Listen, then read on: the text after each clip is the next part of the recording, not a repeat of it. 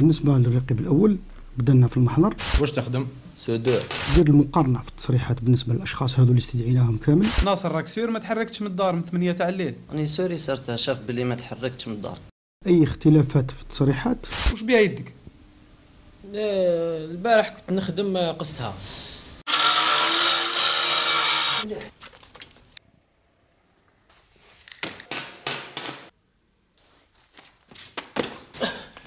جميع استعد استريح استعد.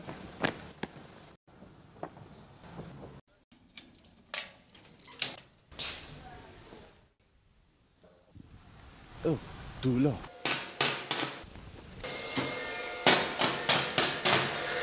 واش صاحبي؟ جاو لي جوندار.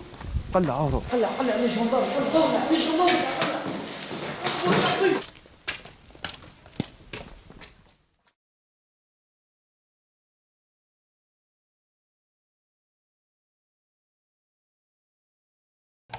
المكان طابلاط بولاية المدية. الزمان 24 جانفي 2014. الساعة تشير إلى 1 صباحا. برمجت فرقة الدرك الوطني بالمهوب خرجة ميدانية للأماكن المشبوهة. الهدف منها السهر على سلامة المواطنين وحماية ممتلكاتهم. جميع استريح.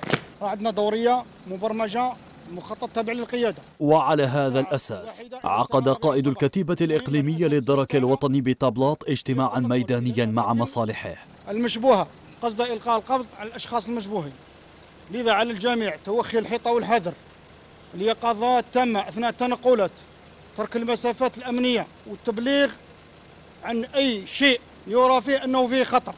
مفهوم؟ حول إلى العربات سر.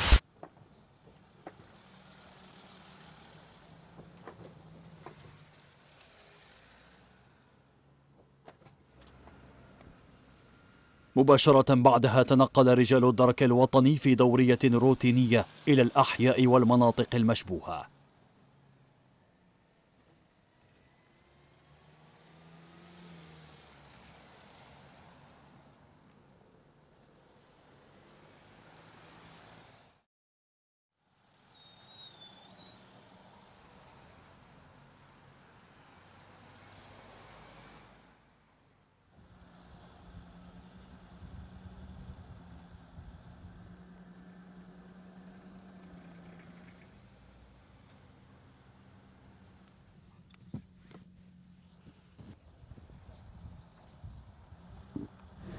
دور منه دور. استمرت دوريات رجال الدرك الوطني بمنطقة المهوب إلى غاية 4 صباحا. شي ما الطريق هذه ديريكت.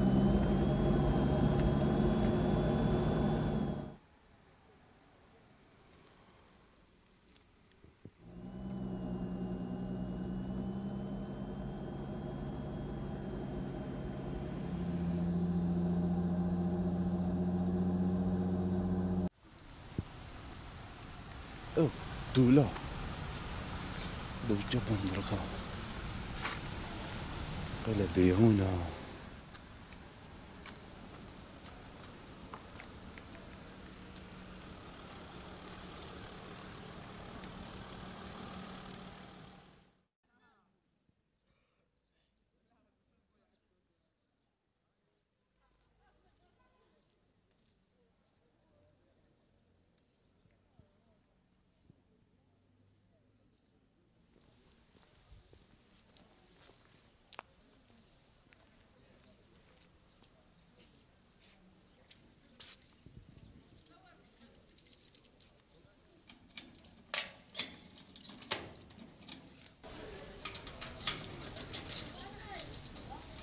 في حدود الساعة 8 صباحا اكتشف قابض بريد المهوب بأن المكتب قد تعرض لمحاولة سرقة.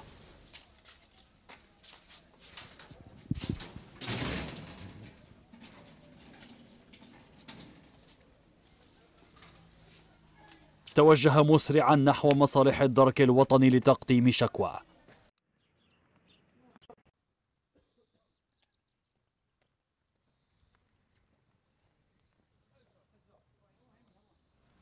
السلام عليكم. وعليكم السلام ورحمة الله. مرحبا بي أخي، واش عندك؟ حبيت برك نديبوزي بلانت. أعطيني بطاقة الهوية تاعك. محمد أمين. وي. تفضل معايا.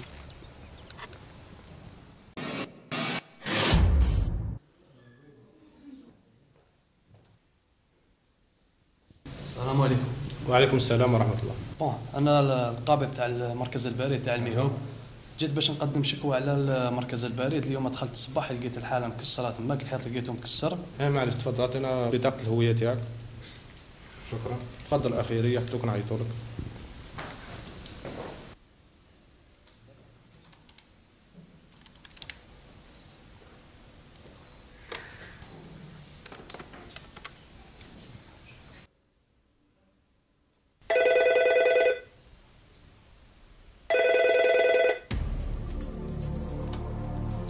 احتراماتنا، كان عندنا قابض البريد الميهوب تقدم لنا عنده محاولة سرقة المركز. جيبوا لعندي.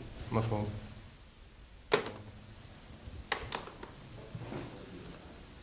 تفضل معي أخي.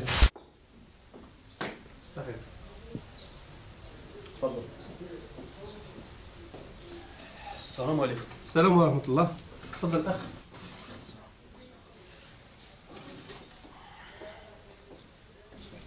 شكرا. صحيح.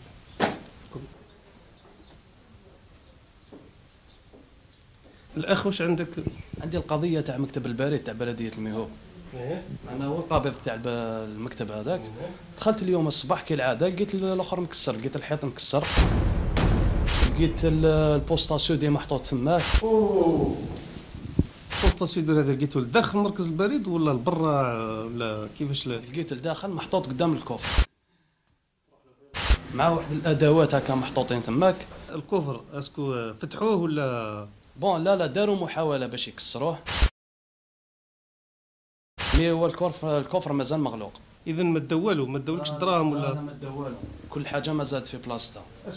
اسكو توشيتوا هذاك الكفر بيديكم ولا حولتوهم بلاصتو ولا؟ ما مسينا حتى حاجه. لا أخبر المبلغ رجال الدرك أنه وجد ثقبا بالجدار الخلفي لمركز البريد مع وجود آثار ضربات وخدوش على الخزينة الفولاذية التي تحتوي على مبالغ كبيرة من الأموال. دوك نتنقلوا معك لعين المكان ونتخذوا الإجراءات اللازمة إن شاء الله.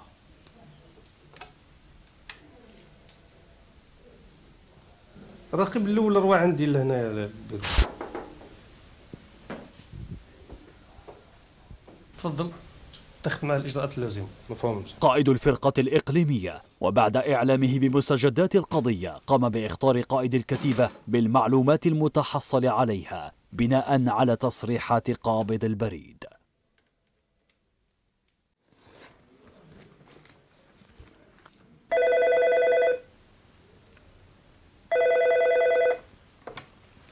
احترامات محظرات. نعم مساعد. أو تقدم لنا قابض البريد تاع الميهوب باش يبلغنا عن محاولة السرقة تعرض عليها ليلة البارح. محاولة سرقة؟ المساعد. قم بالإجراءات اللازمة. مفهوم حضرات. شكل دورية وتنقل إلى مسرح الجريمة. مفهوم حضرات. ثبت حالة الأماكن. مفهوم حضرات. في انتظار نلتحق أنا وأفراد الشرطة التقنية. مفهوم حضرات. شكرا.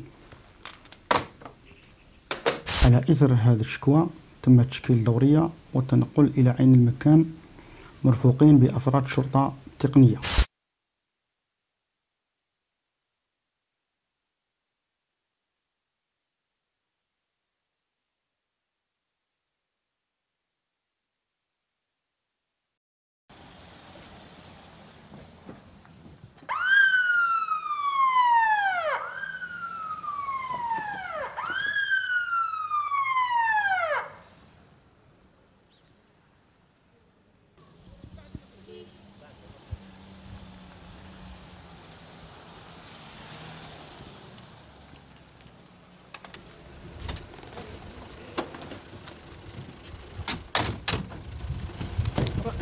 من هذا المنطلق تنقل رجال الدرك الوطني لعين المكان من أجل القيام بالتحريات الميدانية.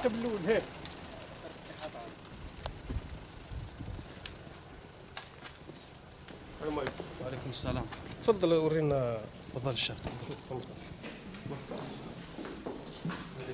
صافي داروا الثقبة هذه لهنايا. هذه نورمالمون دخلوا منها على حساب كيف نقزم من الحيط من الفوق لهنايا؟ الله يكونوا نكزوا من الحيط ندخلها هاي اللي مساعد عاود فوالا هذا الدم هذا باش يديروا له تاع الشرطه التقنيه يهزوا يديروا هاوليك الاخر داخل الكوفر الماتريال او داخل الماتريال هاوليك وراه لي وساوي.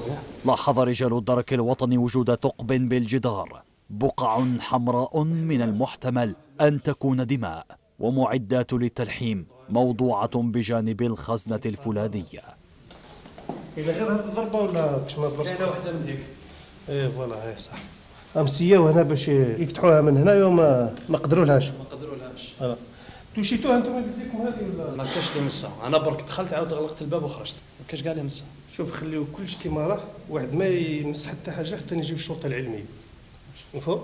تفضل معنا الأخ الراكب الأول ديال نشرة الإحاطة. مفهوم. أي تفضل.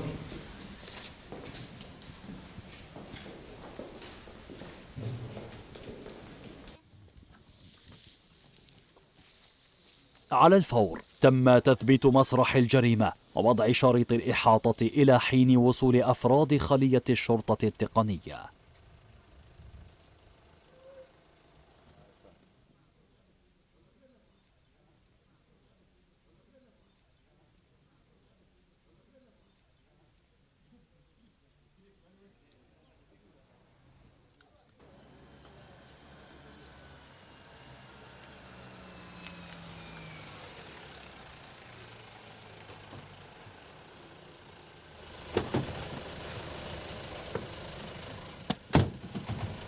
واش مسرح الجريمه باقي كما راه؟ ثبتنا مسرح الجريمة راه كيما راه، أو كاين ثقب في الحائط وكاين بقع حمراء من المحتمل أنها تكون دم. هذه المعاينات الاوليه تاعكم؟ هذه المعاينات الاوليه اللي درناها. اذا سلم مسرح الجريمه لافراد الشرطه التقنيه، خليهم يباشروا المهام تاعهم. مفهوم حضرتك. والاستغلال الامثل لمسرح الجريمه ورفع العينات الموجوده به يساعدنا في توقيف المشتبه فيهم وتحديد هويتهم. المعاينات الاوليه اللي درناها، دخلنا من هنايا من المسار هذا باتجاه الثقبه هذه اللي داروها في الحيط، كاين بقع حمراء من المحتمل انها تكون دم، وعاودنا المسار هذا وين دخلنا الخزانه الفولاذيه، عاودنا خرجنا من نفس المسار اللي دخلنا فيه. راك نردوا لكم باشروا المعاينات تاعنا ونردوا الاثار الموجوده ان شاء الله. اذا المساعد باشروا المهام تاعكم وفينا بالمستجدات.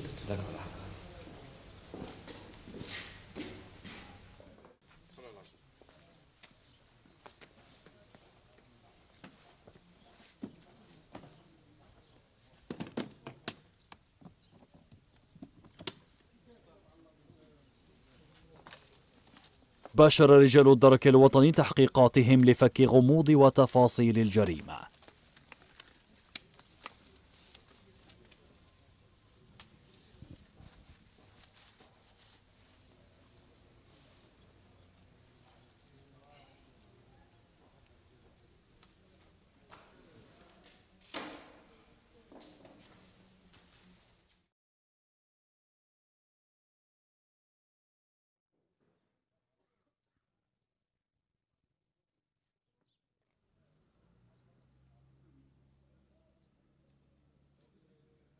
الاستغلال الأمثل لمسرح الجريمة مكننا من العثور على بعض الأدلة، من بينها بقع الدم المتواجدة على الجدار.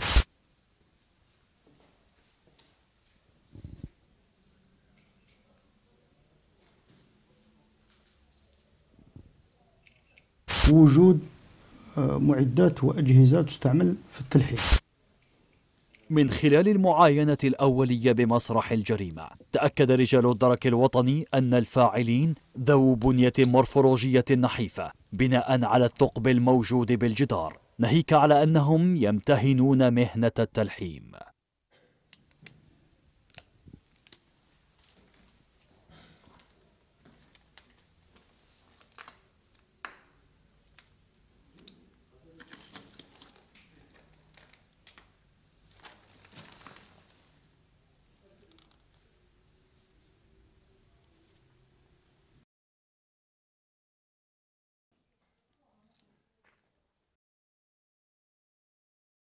الثقب هذا الطول تاعو بعد القياس تاعو حوالي 60 سنتيمتر عرض وطول 30 سنتيمتر.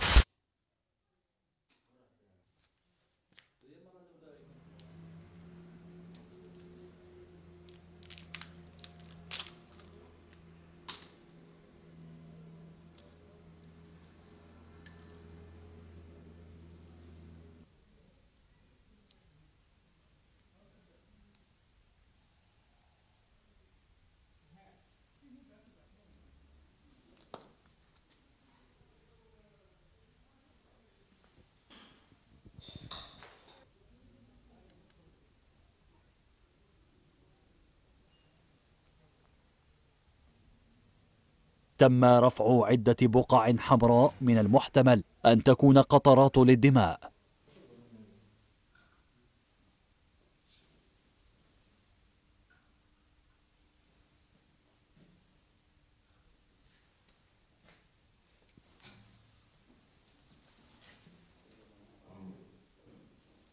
بصمات كذلك وجدت في الخزينة الفولاذية.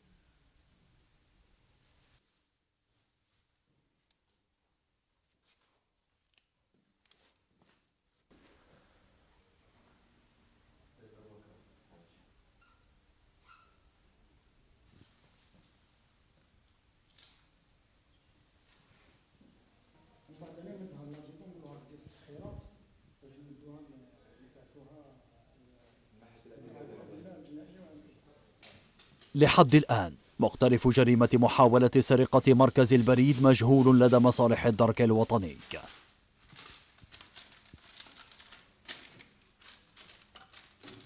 هذه الأدلة كاملة وجهنا التحقيق للناس الأشخاص الذين يمتهنون مهنة التلحيم.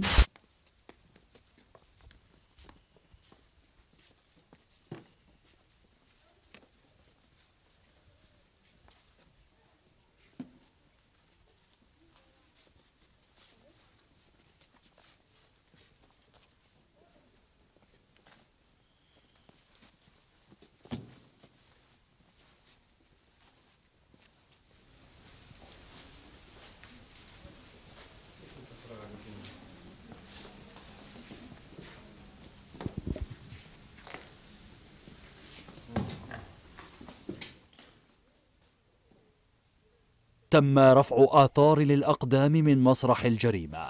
إجراء الخبرة العلمية على هذه العينات والقرائن المرفوعة كفيل بإزالة الغموض عن القضية.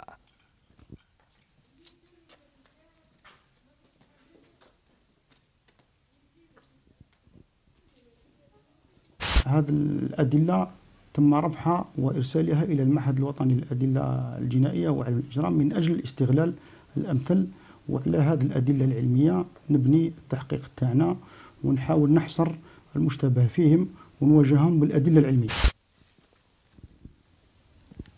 انتهيتوا مسرح الجريمة المساعد؟ انتهينا حضرة المعاينات، رفدنا بعض الآثار من مسرح الجريمة. تفضل حضرتك. مساعد، وجدت التسخيرات تاعك تاع المعهد الوطني للأدلة الجنائية وعلم الإجرام. وفهم حضرتك. سيتم إرسال القرائن المرفوعة بمسرح الجريمة إلى معهد الأدلة الجنائية وعلم الإجرام ببوشاوي في العاصمة لإجراء الخبرة العلمية عليها واستغلالها من أجل فك غموض وملابسات القضية.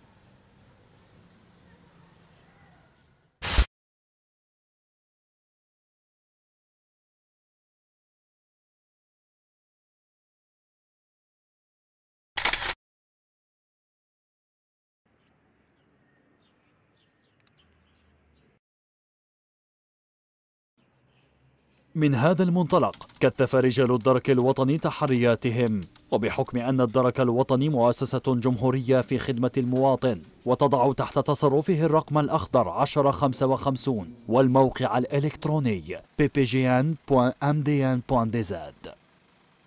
الدرك الوطني مؤسسة جمهورية تسعى لحماية المواطنين وممتلكاتهم، وعلى هذا الأساس وضعت الرقم المجاني 1055 للتبليغ في كل زمان ومكان. وهذا اليوم تم عقد اجتماع فيما يخص قضية محاولة السرقة اللي تعرض لها مركز البريد ببلدية الميهوب. رايحين نشكلوا فوج تحقيق في إطار هذه القضية ونقسموا المهام. بالنسبة للمساعد الأول، عليك باستدعاء جميع الناس اللي عندك في الإقليم يمتهنون مهنة التلحيم.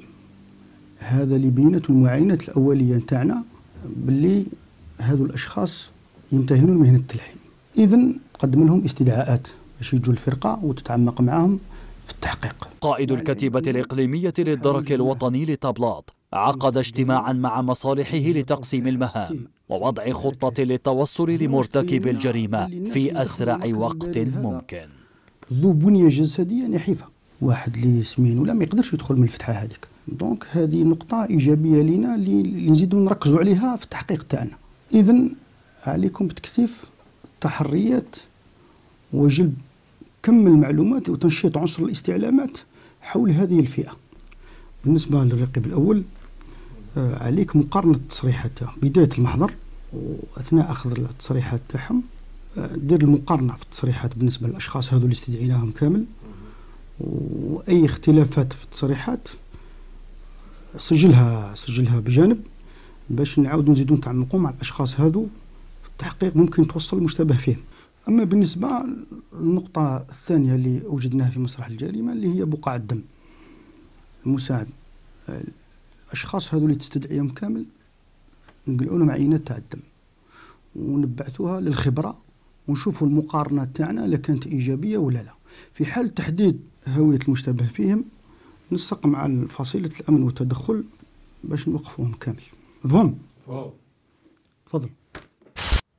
في اليوم الموالي قام رجال الدرك الوطني بتوجيه عدة استدعاءات لممتهني مهنة التلقين. السلام عليكم شاف.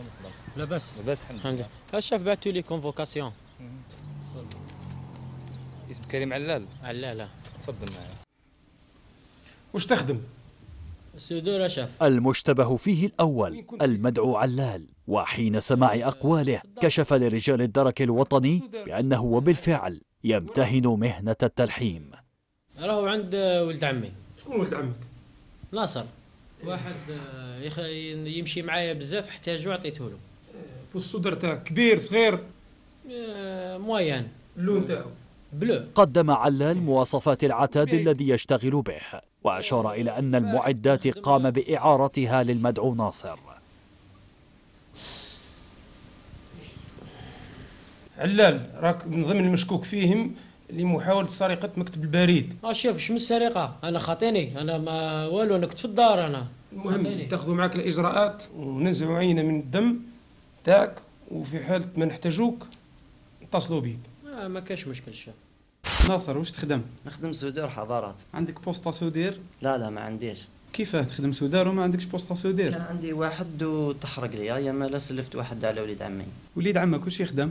يخدم سودور ثاني. المشتبه فيه الثاني ناصر، وخلال جلوسه على طاولة التحقيق كشف أنه وبالفعل يشتغل في مهنة التلحيم، إلا أنه قام باستئجار المعدات من عند المدعو علال. صغير وعاود رجعته له.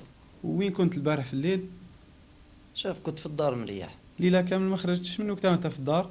دخلت البارح على 8 تاع الليل للدار. صرح ناصر بأنه بقي في المنزل ليلة البارحة ولم يقم بالخروج منه منذ الساعة 8 ليلا. راني نأكد لك، راني نسيستي عليك في النقطة هذه. ماني صريح معك أنا ثاني كاع واش كاين، ما بوجيتش من الدار. ناصر دوك نتاخذوا معك الإجراءات اللازمة وتوجه معنا للمستشفى نحيو لك عينة من الدم باه نباشروا نكملوا التحقيق ديالنا. ماشي مشكل حضارة.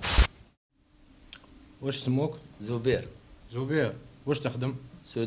سودور. تم سماع ادعاءات المشتبه فيه الثالث زبير بخصوص قضية محاولة سرقة مكتب البريد. كحل لا ما مديتوش، ما سلفتوش. وين راه درك؟ لا في الحانوت بعثوا لي كونفوكاسيون جيت ديريكت سكرت وجيت. سكرت اليوم والبارح خدمت بيه ولا لا؟ خدمت بيه. بعد إكمال جميع الإجراءات اللازمة من قبل رجال الدرك الوطني تم إخلاء سبيل الأشخاص المشتبه فيهم. قبل ما نمشوا نخبروك كان عندنا محاولة سرقة المركز البريد الميهو، ونمشوا للسبيطار نحيو لك عينات من الدم ونتخذوا الإجراءات.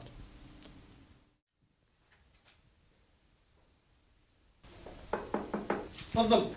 مساعد، وصلتنا نتائج الخبرة المحل. شكرا.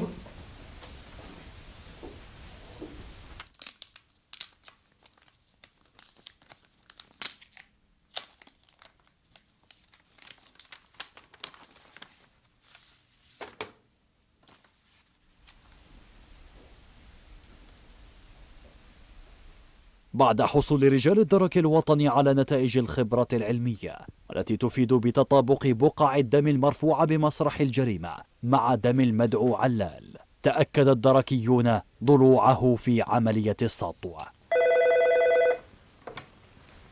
احترامات محاضرات. نعم مساعد. رانا تحصلنا على نتائج الخبرة. نتائج الخبرة كانت إيجابية. إيجابية. تنطبق على المشكوك فيه المسمى علال. شكل دورية مدعمة مع فصيلة الأمن والتدخل. وتنقل لتوقيف المشتبه فيه. وبلغني بالمستجدات. مفهوم حضرات.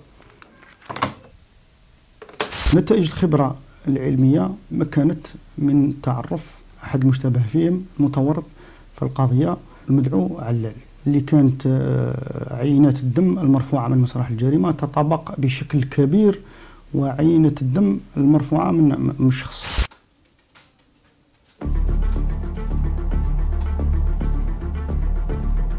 كثفت مصالح الدرك الوطني تحرياتها بخصوص القضية. بعد عملية البحث وتنشيط عنصر الاستعلامات، تم تحديد مكان تواجد الشخص المشتبه فيه.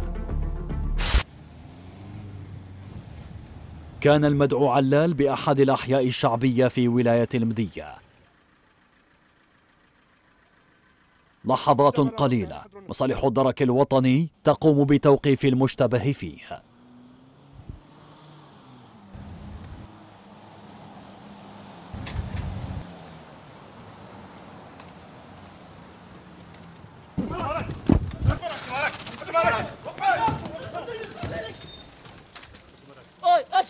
أشرف واش كاين؟ يدي فتشو مليح. أشرف يدي أنا ما درت والو، أنا خاطيني والله خاطيني يا شاف، ما درت والو يا شاف. حولوا للسيارة.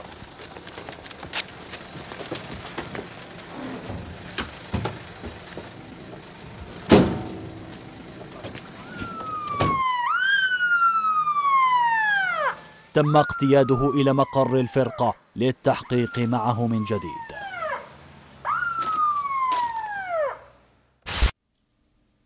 خلال مراحل التحقيق مع المشتبه فيه، أنكر تورطه في عملية السرقة. علال، انت المرة اللي فاتت صرحت لنا باللي ماكش انت اللي حاولت تسرق مكتب البارد، انت هو اللي سرقته. شوف انا خاطيني، انا ما سرقتش، انا ما نعرفش كاع واش هذه الهضره، انا ماني سامع بوالو. انا هذه واش خدمت علال؟ نخدم سودور شاف. ايه صح، انت تخدم سودار، العتاد تاعك وين راه؟ اخي قلت لكم الشاف راهو عنده يد عمي ومازال ما جبتوش، راهو عنده هو محتاجو، انا خليته له ثم في الدار. لا راك تكذب، بوسطه سودار تاعك تا كي سي تسرق خليته ثم في مسرح الجريمه وراهو عندنا محجوز عندنا. يا شاف البوست هذاك راهو عنده وليد عمي. كان المدعو علال في كل مرة يغير أقواله السابقة، وبدت عليه علامات الارتباك أثناء سماع أقواله. كيفاش نجرحت؟ شوف انا كما تعرف نخدم سودور مع الحدايد مع الحلايه مع كذا وقلي بوست وكذا تخدم، انجرحت شويه، ماك تعرف الخدمه تاعنا هي في وسط الحدايد، تنجرح. لا راك تكذب، انت يا انجرحت في المكتب البارد كي حاولت تسرقه، والعينات تاع الدم اللي نحيناها لك انطبقت مع تاع اللي كانت في مسرح الجريمه. حنكة المحقق وصبره جعلته يفتك اعترافا من المشتبه فيه. تمت مواجهته بالدليل العلمي. انهار علال واعترف بتورطه في القضية رفقة سيف وناصر.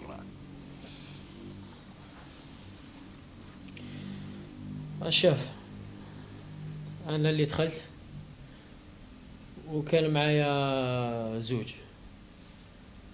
شكون هما؟ ناصر وليد عمي وسيفو صاحبي.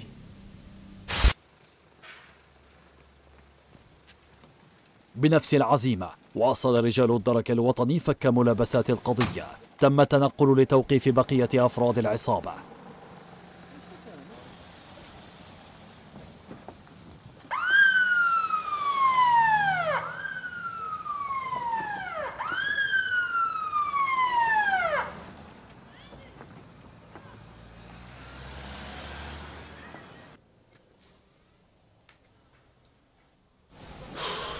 وش بيك صاحبي؟ خلصت علينا كيما الدجاج، هذه بلاصه نهار كامل احنا مريحين فيها. اي بصح وراح تروح ما كاش وراح تروح. اي دوكا لا الحكموا تخاف يجبدنا على بالك. اي دوك هذاك هو البروبليم، ان شاء الله ما يكونش بيعنا برك، هذا ما كان. هو رجله ماشي تاع اللي بيع، وانا خاطيني في الحقيقه. انت وياه اللي دخلتوا وانا كنت مريح برا. تما كلش درتوه نتوما لداخل. خاطيك كنتي نظره تولي حاجه واحده اخرى ثما. ماشي هكاك يا لا صاحبي. لا هكذاك ماشي هكذاك. يا لي جوندار. بعد وضع خطة محكمة داهم أفراد الدرك الوطني المكان. راك تسمع شلون يسمع.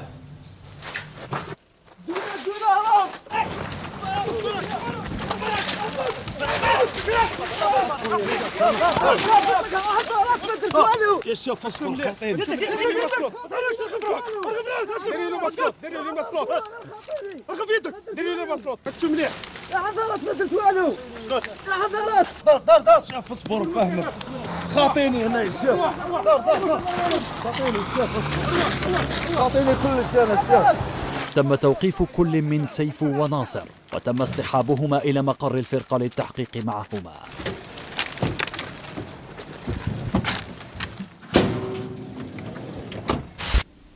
ناصر، حنا سمعناك من قبل على القضيه هذه نتاع السرقه نتاع البريد وراك انكرت، وسقسيناك على العلاقه نتاعك اللي تربيك بوليد عمك علال، وقلت ما عندي حتى علاقه تربطني به ياك. دوك وليد عمك هذا وجا واعترف وقالنا ناصر. أثناء مثول ناصر على طاولة التحقيق اعترف بجرمه وسرد للمحقق تفاصيل القضية من بدايتها. ناصر يا اخي من قبل نحينا لك الدم، حنا عينه تاع الدم ونحينا الحذاء تاعك ورسلناه، درنا له الخبره ولقينا بلي اثار تاع الحذاء اللي لقيناه في مسرح الجريمه تنطبق مع الحذاء تاعك. حضرت علل هو اللي دخل هو اللي دار كلش. انا خاطيني طلعت معاه غير ماتريال وهذا ما كان، انا ما درت والو. احكي لي من الاول كيفاش صرات. حضرت حنا كنا مريحين انا وسيفو. وين مريحين؟ كنا مريحين في دار ريبه هكا. كان علال رفقة سيف وناصر في أحد الأماكن الخالية بمنطقة طبلاط بولاية المدية يتبادلون أطراف الحديث. جالينا علال بروبوز علينا واحد الايدي، قالنا باللي بوسطه راح يبدلوها. صحابي كاينه واحد لافير مقلبه. واللي هي افير دراهم يا بابا. بصح فهمنا. صح الا توقفوا معايا رجال. انا معاك هنا حتى الحبه الاخرى. واش بيه؟ البوسطه. واش بيها البوسطه؟ يا اخي بدلوها يا راهي في السونتر. ومن بعد كي بدلوها كيف من بعد البوسطه في السونتر ما فيهاش عساس مع الليل. اقترح علال على شركائه تنفيذ عملية سطو على المركز البريدي المستحدث داخل مركز التكوين المهني والذي تتواجد فيه الخزنة الفولاذية، بحكم أن هناك أشغالا على مستوى مكتب البريد الأصلي بالميهوب. ديك فات مسخر بك انا نلعبوا هنا، انتوما كي تجيو صحابي قلت لكم اللي هضره، يقول ماما ما نهضرش معاكم كاع انا هذا الهضره. هذه الهضره نخدموها مالا. يا بيا تمشي معايا يا راجل. الا ضمن لي فيها دراهم اني معاك يا خويا. يا فيها 100% مضمونه من عندي. يا مشات مالا. الأمر الذي وافق عليه كل من سيف وناصر. داخله ياك السونتر نتوما في زوج تخدموا لاسيدير قريتو فيه نتوما اللي حافظينو. شفيت عليها عبالك. خلاص اي خلاص راك شافي كيف كنا نقراو ثم انا ديجا نسيت عندي بزاف. انا شافي على الدخله تاعها والخرجه. يا بيان كاع. وانت خدمتك باينه راهي عندي، خدمتك سهله. صح قول لي واش نخدم معاك. يا ودي ما تشقى ما والو، خدمتك راك قاعد برا تليفون كيش ما يزغد واحد توسوس من واحد عيط ليه. داكور بالك ديرها بينا. بعد التخطيط الجماعي لكيفية تنفيذ السرقة انصرف كل واحد منهم إلى وجهته. ادخل حنا اللي حنا حصلوا. بصح انا راني معاكم فيها. راك فيها داكور. كلمة فيها. رجال. ملاقات عزوج تاع الليل عند الخرجة تاع الطريق الكبيرة. يا مالا تلاقينا عزوج تاع الصباح.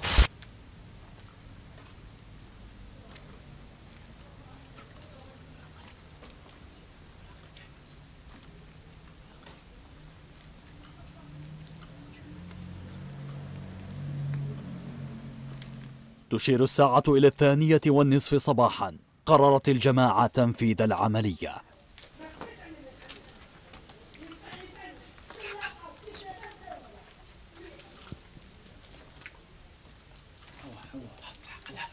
جبنا ماتريال تاعنا، جبنا بوسطة سودور، لاميل، مونغار، مارطو.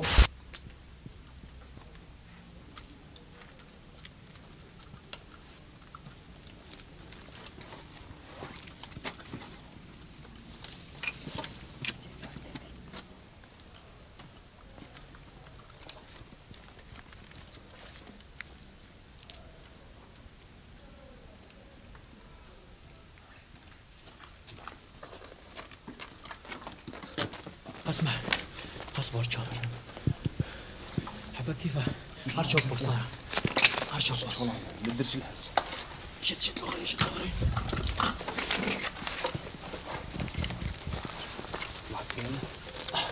وبدينا في الخدمه تاعنا.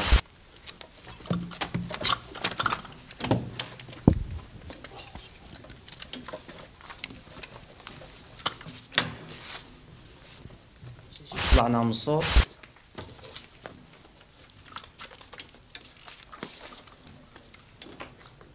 يا سيفو هاكاك على القلامل هاك هاك شد مليح. هيا صاي يا سيفو المارطو تاع الكنسة المارطو ارمي ولا ملي ها دخلوا معك مليح. اي صح روح يلا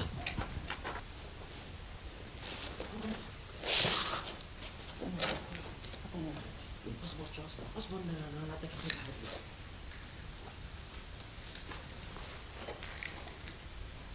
حبيبي.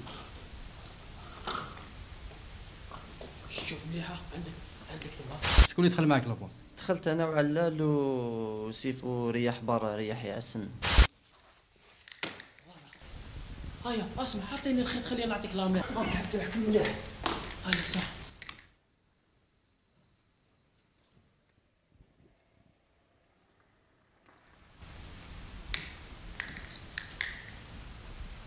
هيا هاك احكم ناصر. هيا هاك احكم عندك هيا هاك هاي اكتبي اصبر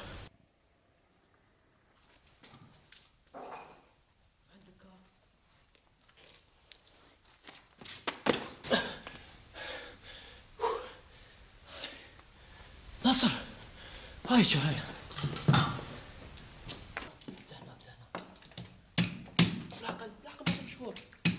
بدينا نكسروا في الحيط. بدينا نخبطوا. استغرقت الجماعة مدة من الزمن لإحداث ثقب في الجدار الخلفي للمركز. حتى كسرناه بانت الحالة.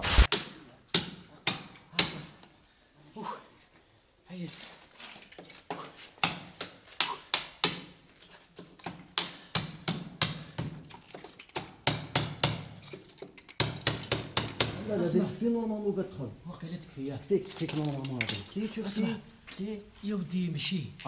شوف السيد شوف عس على بالك اني موسوس شويه اني موسوس.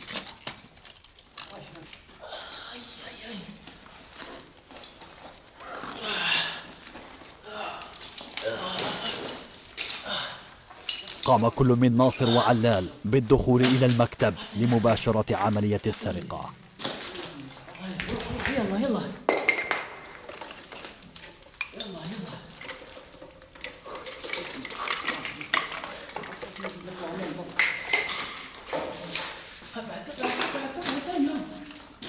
ما كاينش الوقت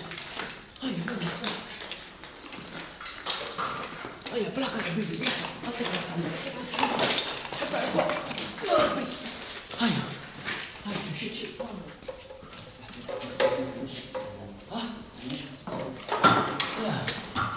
اصبر هاي هذه هيا يا صاحبي هاي بلاصي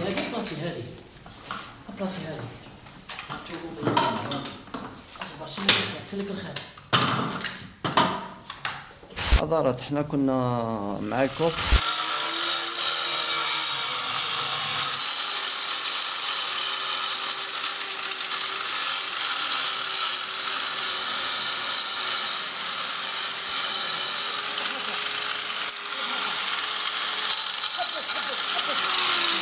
بدينا نقطعوا فيه. باشر علال وناصر محاولة فتح الخزنة الفولاذية بمعدات وأدوات للتلحيم.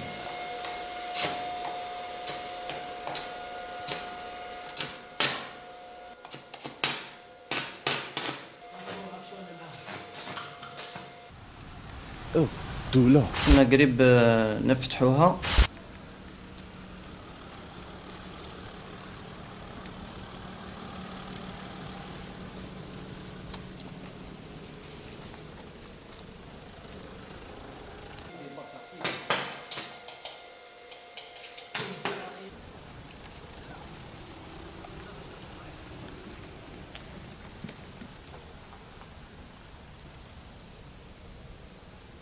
حتى عيط لنا سيف وقلنا جاو لي جوندارم هربوا.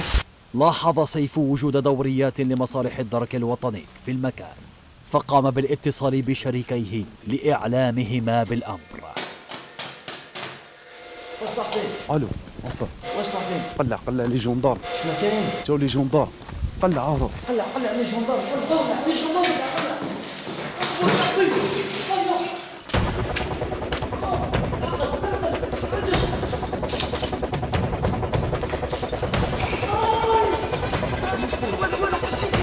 وهنا قام أفراد العصابة بالفرار قبل تمكنهم من سرقة المبلغ المالي الذي كان موجودا في الخزنة.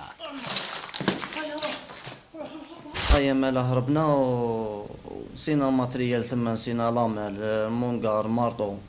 ناصر، انت بالاعتراف تاعك هذا راك متورط بجريمه تكوين جمعيه اشرار، محاوله السرقه وتحطيم العمدي لملك الغير. التعمق في التحقيق بين أن الدورية التي كانت مبرمجة من طرف القيادة من الساعة 1 صباحا إلى الساعة 4 صباحا، بفضل هذه الدورية لم تكتمل الجريمة لأن الأشخاص شاهدوا الدورية لاذوا بالفرار. بفضل الدوريات التي تقوم بها مصالح الدرك الوطني في أوقات متأخرة من الليل، أحبطت عملية سرقة مركز بريد الميهوب، وتمكنت من توقيف جميع الأطراف المتورطة في هذه القضية. هذا يرجع إلى تعليمات القيادة في تكثيف من الدوريات الليلية والنهارية من أجل حماية المواطن وممتلكاته ومحاربة الاعتداءات بشتى أنواعها.